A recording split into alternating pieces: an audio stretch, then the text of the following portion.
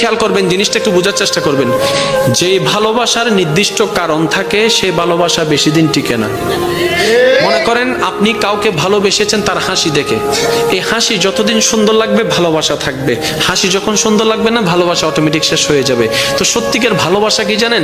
যে ভালোবাসার কোনো নির্দিষ্ট কারণ থাকে না, যে ভালোবাসা অন্তর থেকে হয়ে যায়, অনুভব থেকে হয়ে যায়, নির্দিষ্ট কারণ খুঁজে পাবেন না। না আপনার হাসি দেখে হয়েছে, না আপনার চোখ দেখে হয়েছে, না আপনার ব্যবহার দেখে হয়েছে, কোনো কারণ ছাড়া আপনি অটোমেটিক আপনার অন্তরে ফিল চলে আসলো, আপনি ভালোবাসা শুরু করলেন, যেটা আপনি দেখেন নাই, না দেখে ভালোবাসা শুরু করেছেন।